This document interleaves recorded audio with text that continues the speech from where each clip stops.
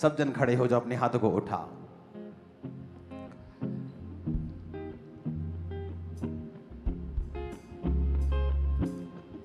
आज मैं पुलपिट पे जल्दी आया हूं और अगले संडे में और जल्दी आऊंगा, और मैं इस बात के लिए पूरा डिटर्मिन्ड हूं, क्योंकि बहुत से काम होते हैं जो आपको टाइम पर ही करने होते हैं।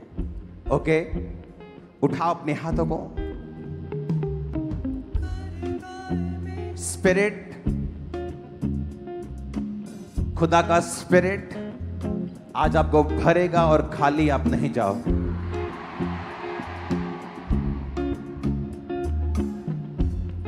उठाओ अपने हाथों को। Thank you Jesus. मेरे नाल है, वो बड़ा बेमिसाल है। यहोवा मेरे नाल है, वो बड़ा बेमिसाल है। वो गली मेरी मोड़ दाने, वो गल्ला मैनू छोड़ दाने, वो गल मेरी मोड़ दाने, वो गल्ला मैनू छोड़ दाने, वो रहता मेरे नाल है। यहोवा मेरे नाल है, वो बड़ा बेमिसाल है। उठाओ अपने हाथों को। पिछले संडे मैंने आपको एक वीडियो दिखाई थी, मजा आया था देख के ना, कि मेरा परमेश्वर कितना परफेक्ट है। अगर आपने उस वचन को समझ लिया, आपके अंदर से डाउट खत्म हो जाए कि अगर पृथ्वी 10% दूर होती तब भी ये जीने लायक नहीं होती, 10% नजदीक होती तब भी जीने लायक नहीं होती। परमेश्वर ने उसे परफेक्टली रखा। किसके लिए? आपके लिए और मेरे लिए। आप जानते हैं, वैज्ञानिकों ने एक नया ग्रह खोजा है जो पूरी तरह से पानी से भरा हुआ है। यह उसकी तस्वीर है आपके सामने, पिछली स्क्रीन पर भी इसे ऑन कर दो। इसकी एक और तस्वीर है। यह पूरी तरह से पानी से घिरा हुआ, इसका नाम है TOI 1452b। पूरी तरह से पानी से घिरा हुआ, पूरा पानी है इस पे। जिस तरह पृथ्वी के ऊपर एक समय पूरा क्या था? पानी था। और परमेश्वर ने पृथ्वी को कहा था, सूखी भूमि दिखाई दे, पानी अलग हो जाए। और ये ग्रह पे पानी ही पानी है, क्योंकि पृथ्वी को चुना गया पानी अलग करके, धरती अलग करके। मैं बाइबल पढ़ रहा था, जब मेरे को बाइबल दी गई थी, छोटा सा नया नियम, तो बताया गया था कि मत्ती 1 से 17 तक पढ़ने की जरूरत नहीं, तुम 18 से पढ़ना। जबकि बाइबल का एक भी बिंदु छोड़ने योग्य नहीं है, क्योंकि उसमें वंशावली थी। मत्ती 1 उसकी 1 में लिखा है, अब्राहम की संतान, दाऊद की संतान, यीशु मसीह की वंशावली। अब्राहम से इजहाक, इजहाक से याकूब, याकूब से यहूदा और उसके भाई, यह वंशावली है। इसकी 17 आयत को अगर हम पढ़ेंगे, इस प्रकार अब्राहम से दाऊद तक 14 पीढ़ी हुई। दाऊद से बेबीलोन को बंदी तक पहुंचाए जाने तक 14, बंदी होकर बेबीलोन को पहुंचाए जाने के समय के बाद मसीह तक 14 पीढ़ी। 14 पीढ़ी, 14। आपको लगता है ये इत्तेफाक है? 7 दिन में परमेश्वर ने सब कुछ बनाया, इंक्लूडिंग रेस्ट। ओके, 6 दिन बनाया और 7वें दिन रेस्ट की। आदमी को 6ठे दिन बनाया, क्योंकि वो 7वें दिन नहीं बनाया जा सकता, क्योंकि 7 नंबर परफेक्शन को और खुदा को दिखाता है। प्रकाशित वाक्य में आप 7 नंबर को सिर्फ क्राइस्ट के लिए प्रयोग होता देखते हैं। प्रकाशित वाक्य में 7 बार क्राइस्ट का जिक्र है, 7 टाइम्स। 7 दीवटें, 7 आत्माएं, 7 स्पिरिट्स। और आदमी को छठे दिन इसलिए बनाया गया क्योंकि 6 नंबर 7 के बिल्कुल करीब है। आदमी परमेश्वर के सबसे करीब, सबसे हूबहू उसके जैसा बनाया गया। पूरा वो परमेश्वर नहीं है, इसलिए 7वें दिन नहीं, छठे दिन बनाया गया। बाइबल का एक एक वर्ड एक भविष्यवाणी है। हमें लगता है कि परमेश्वर ये मेरी शादी की चिंता करता है क्या? इमेजिन करो, परमेश्वर जानता था कि अब्राहम से लेकर दाऊद तक 14 पीढ़ी होंगे। उनकी शादियां किनके कंट्रोल में थी? परमेश्वर के। उनके बच्चे होना किनके कंट्रोल में था? परमेश्वर के। याकूब के 12 बच्चे होंगे, क्योंकि 12 का मतलब है गवर्नेंस। जब 12 शब्द आता है तो क्या आता है? गवर्नेंस। चेले कितने चुने? 12। जब एक चेला मर गया तो उन्होंने कहा जो प्रभु ने 12 ठहराए हैं, हम वो 12 इधर उधर नहीं करेंगे। 10 नहीं करेंगे, 13 नहीं करेंगे, 21 नहीं करेंगे। एक चेला और चुन लिया गया। कितने कर दिए गए? फिर से 12। जो नया यरूशलेम, हेवनली यरूशलेम बनेगा, उसके 12 गेट हैं। जो ऊपर भीड़ दिखाई दे रही है 1,44,000 की, 12 इंटू 12,000। आपको क्या लगता है कि यह इत्तेफाक है? वो इतना परफेक्ट परमेश्वर है कि उसने एक एक नंबर तक लिख के रखा है, डिजाइन कर दिया है पूरी पृथ्वी को। जिस तरह उसने सूर्य को, चंद्रमा को, पृथ्वी को, ग्रहों को डिजाइन किया है आपके लिए और मेरे लिए। कितने मेरी बात को समझ रहे हैं? जीसस ने कहा 70 बार माफ कर, उसमें भी 7 आपको मिलेगा। यीशु मसीह ने सब्त के दिन अपनी पूरी लाइफ में सिर्फ 7 मिरेकल किए हैं, जो सिर्फ सब्त के दिन किए थे। 7 मिरेकल्स। रेवलेशन में सिर्फ 7 बार क्राइस्ट जीसस का जिक्र आएगा। 7 आत्माएं हैं, 7 स्पिरिट्स हैं, 7 ही दीवट हैं। आपको लगता है ये इत्तेफाक है? वो माइन्यूट, वो ऐसा परमेश्वर है, आपका दिमाग हिल जाएगा जिस दिन आप बाइबल समझ गए। मैं आपको बता रहा हूं।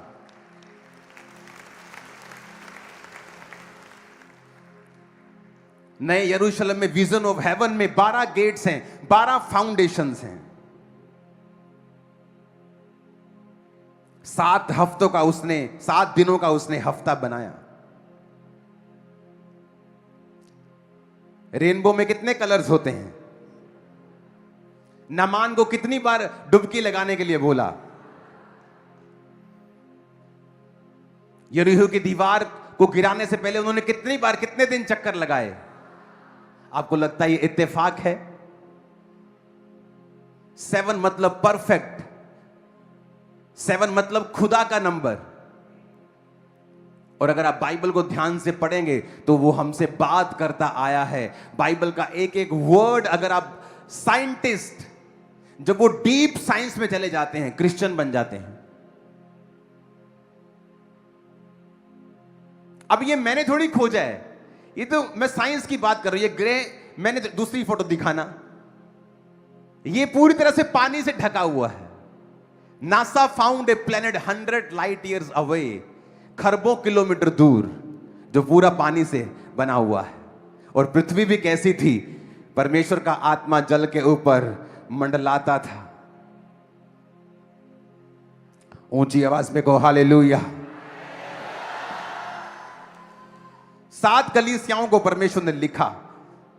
7 ही सील्स थी, 7 ही ट्रम्पेट थे और 7 ही कटोरे थे। आपको लगता है ये इत्तेफाक है? इमेजिन करो, याकूब के 12 बच्चे होने थे। लिया, राहेल और उनकी 2 दासियां, 4 औरतों में से परमेश्वर को मालूम था 12 बच्चे ही मैं दूंगा। 4 औरतों को के गर्भ को परमेश्वर ने कंट्रोल किया हुआ था। आपको लगता है ये इत्तेफाक है?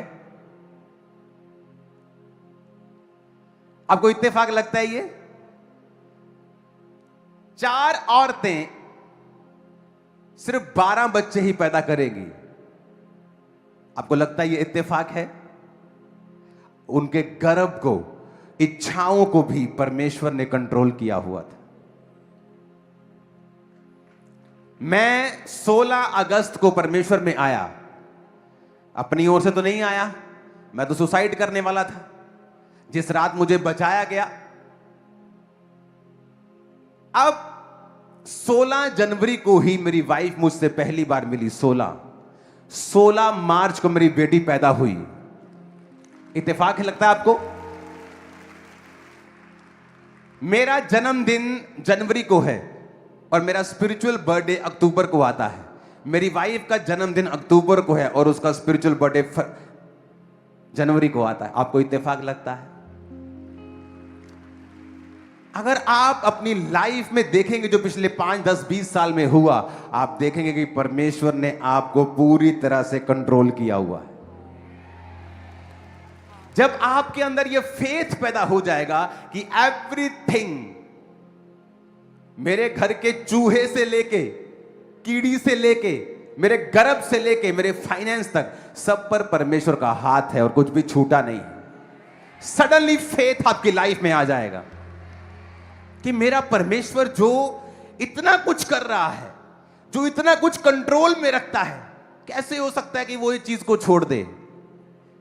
जैसे सडनली आप बाइबल पढ़ते हैं, आपको नजर आने लगता है कि क्यों हर चीज का बाइबल में जिक्र है। एवरीथिंग। 12 गोत्र थे तो 12 चेले थे।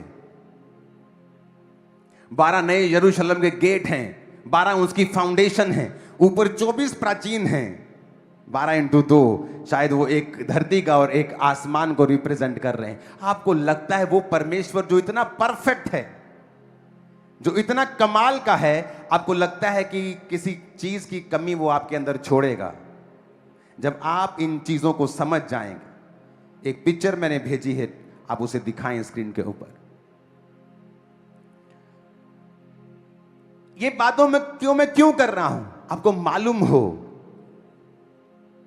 कि सब कुछ परमेश्वर के कंट्रोल में था। सब कुछ किसके कंट्रोल में था? कोई कैसे डिसाइड कर सकता है? चलो एक औरत हो, उसको बोलो जी गर्भ अब बस हो गई, बंद हो गया। दूसरी का बंद हो गया, तीसरी का बंद हो गया, चौथी का भी। 12 बच्चों के बाद एक के 10-10 बच्चे होते थे, 12-12 बच्चे। अब अफ्रीका में तो अभी भी 8-8 बच्चे होते हैं लेडीज के।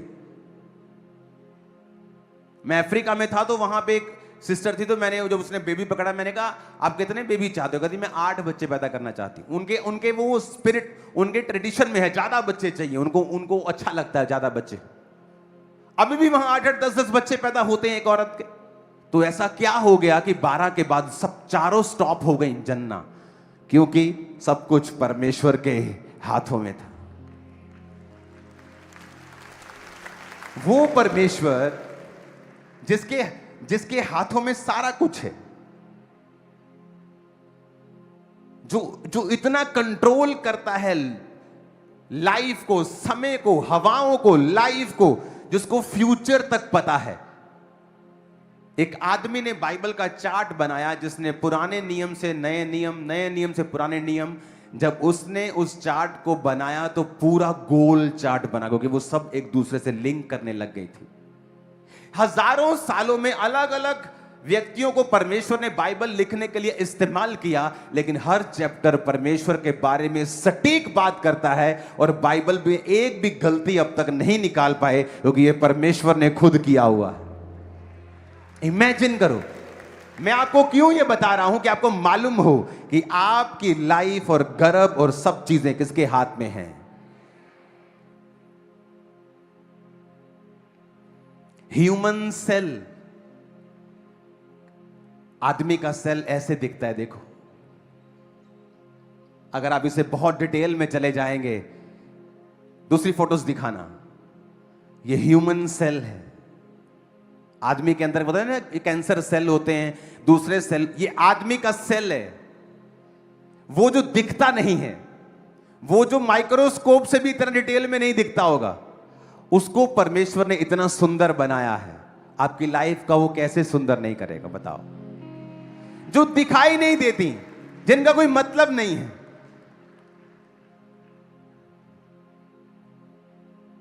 ये कोई भद्दा सा भी तो दिख ही सकता था, पर परमेश्वर ने इसे सुंदर बनाया। आपके अंदर जो दिखाई नहीं देता वो इतना सुंदर है, जिसको अपना लहू मोल देके खुदा ने खरीदा होगा। आपको क्या लगता है क्या हाल करेगा वो आपका? जस्ट हमें समझने की जरूरत है कि वो परमेश्वर जिसने उत्पत्ति से लेके प्रकाशित वाक्य तक एवरीथिंग परफेक्ट डिजाइन किया है, उसमें आप भी हैं, मैं भी हूं,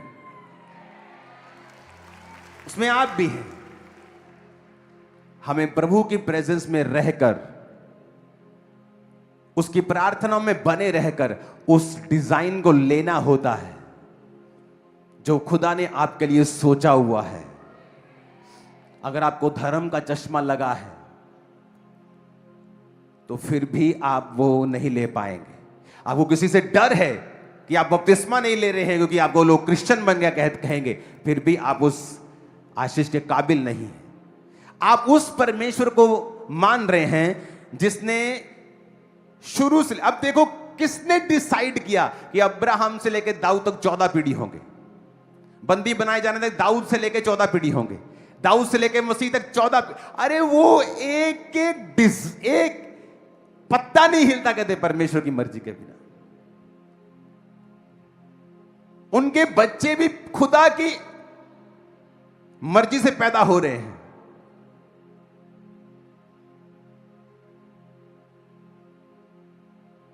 कितने इन बातों को समझ रहे हैं? आप अगर सोचेंगे और बाइबल पढ़ेंगे, आपको मालूम होगा कि हर चीज खुदा के कंट्रोल में थी। वो ह्यूमन भी थे, जब गलती करते थे परमेश्वर ने डांटता था, सजा देता था, लेकिन एवरीथिंग गॉड्स डिजाइन के अंदर था। ऊंची आवाज में कहो हालेलुया।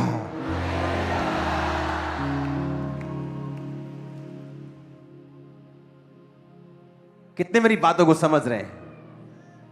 मैंने मिनिस्ट्री को थर्सडे के दिन स्टार्ट किया था और थर्सडे के दिन ही मेरा बेटा पैदा हुआ था।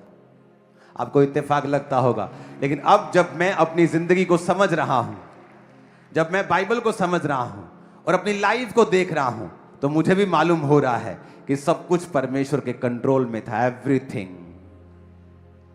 कुछ भी इधर उधर नहीं।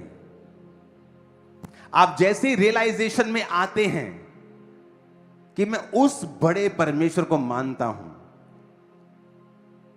जो ये काम कर रहा है।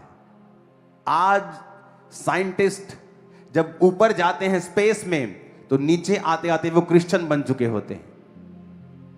तो कहते हैं जो बाइबल में लिखा है, हमने उसे देखा है कि ये कोई बिग बैंग थ्योरी का काम नहीं है, ये एक सोची समझी बहुत बुद्धि से बनाई गई दुनिया और यूनिवर्स है जो किसी क्रिएटर ने बनाया। और इतना क्लियर, कौन पहला आदमी था? यीशु मसीह के बाप दादा परदादा पड़पड़दादा ग्रेट ग्रैंड ग्रैंड ग्रेट सबका नाम लिखा है। हवा में कुछ नहीं,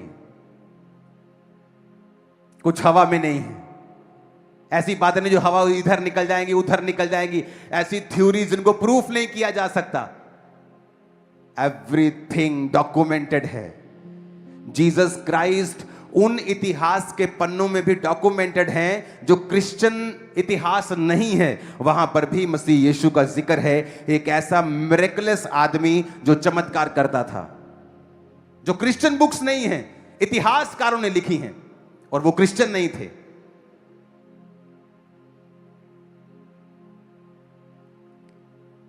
और वो परमेश्वर, जब हम बाइबल में पढ़ते हैं कि पृथ्वी बेडोल और सुनसान पड़ी थी, लोग बोलते हैं कि फिर डायनासोर कब आए? जब शैतान गिरा, धरती के ऊपर गिराया गया था उसको। मालूम है कि नहीं मालूम?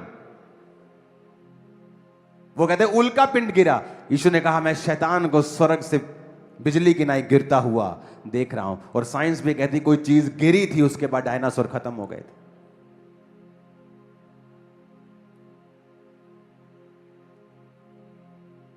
उस परमेश्वर को आप मानते हो जिसने आपके सेल को इतना ब्यूटीफुल बनाया है, जो दिखता नहीं। इमेजिन करो जब आप समझ लेंगे कि सब कुछ मेरे लिए है, खुदा मेरा महान है, आप कंप्लेंट करना बंद कर देंगे और उसकी तारीफ करेंगे रोज। अपने घुटनों पे आओ सब चर्च। यहोवा मेरे, अपने घुटनों पे आकर अपने हाथों को वर्शिप में। इससे पहले कि मैं आप लोगों के लिए प्रेयर शुरू करूं, आप खुदा से कहेंगे, आप कंप्लेंट नहीं करेंगे, आप प्रभु को प्रेम करेंगे, उसके करीब रहेंगे, आप वायदा करेंगे कि खुदाबंद आज से मैं प्रशंसा करूंगा। जब आप लोगों पे आज प्रेयर हो जो फ्रंट पे हैं, कल से आप फास्टिंग करेंगे, ओके? 21 दिन, और आप खुदा की प्रशंसा करेंगे और उसे कहेंगे तू महान है, तूने मेरी जिंदगी को खूबसूरत बनाया है, और मैं विश्वास करती हूं कि मैं इस गर्भ के फल के साथ जल्दी गवाही देने के लिए जाऊंगी। अपने हाथों को उठाकर खुदा से कहो, जो कुछ मैंने गलत किया, जो मैंने पूरा नहीं किया, मैं उसकी माफी मांगता हूं। उठाकर अपने हाथों को वर्शिप करेंगे इस प्रार्थना के साथ। यहोवा मेरे नाम है, ओ बड़ा बेमिसाल है। यहोवा मेरे नाम है, ओ बड़ा बेमिसाल है। ओ गली मेरी मोड़ डाली, ओ कल्ला मैनू छोड़ डाली। ओ गली मेरी मोड़ डाली, ओ कल्ला मैनू छोड़ डाली। ओ रेंदा मेरे नाल है, यहोवा मेरे नाल है, ओ बड़ा बेमिसाल है। लफ्ज़ां च हुंदी ना बयान, कुदरत ओदे सोहणे नाल दी। लफ्ज़ां च हुंदी ना बयान, कुदरत ओदे सोहणे नाल दी। सच्चा है ओ मेरा निगहबान, करदा है राखी मेरी जान दी। मीठा गाओ सितार, और मीठा गाओ इसको। लफ्ज़ां च हुंदी ना बयान, कुदरत ओदे सोहणे नाल दी। सच्चा है ओ मेरा निगहबान, करदा है राखी मेरी जान दी। ओ रखदा ख्याल है, यहोवा मेरे नाल है। ओ रखदा ख्याल है, ओ बड़ा बेमिसाल है। ओ गल मेरी मोड़ डाली, ओ कल्ला मैनू छोड़ डाली। ओ गल मेरी मोड़ डाली, ओ कल्ला मैनू छोड़ डाली। ओ रेंदा मेरे नाल है, यहोवा मेरे नाल है, ओ बड़ा बेमिसाल है। यहोवा मेरे नाल है, ओ बड़ा बेमिसाल है। करदा है मेरी फिक्रां, मंगण दी लोड़ ना मेरी है। करदा है मेरी फिक्रां, मंगण दी लोड़ ना पैंदी है।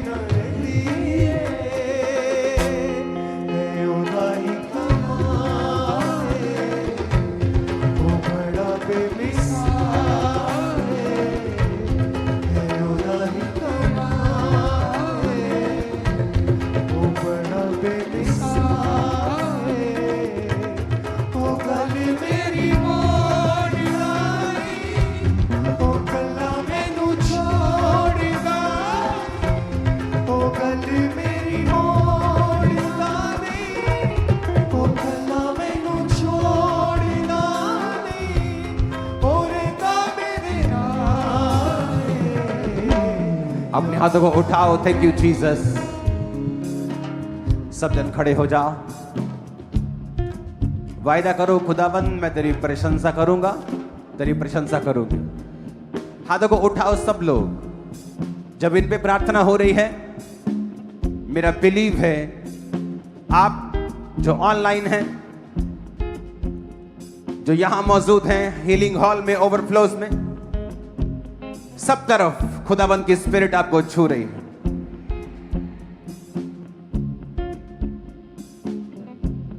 हो सके अगले कुछ हफ्ते आपको मेन ब्रांच को अटेंड करना है, ओके? क्योंकि नेक्स्ट वीक मेरे पास वर्ड है आप लोगों के लिए। हाथों को उठाओ और खुले खुले रहो, क्योंकि मैंने आप पर ले हैंड नहीं करना है, ताकि स्पिरिट आपको डिस्टर्ब ना हो। आप इधर उधर से कोई धक्का लग रहा है, क्योंकि मैंने आपको छूना नहीं है। तो आप खुले खुले जितना खड़े होंगे और आत्मा में रहेंगे उतना आप अपने हाथों को उठाएंगे और गैर भाषा में प्रार्थना करें।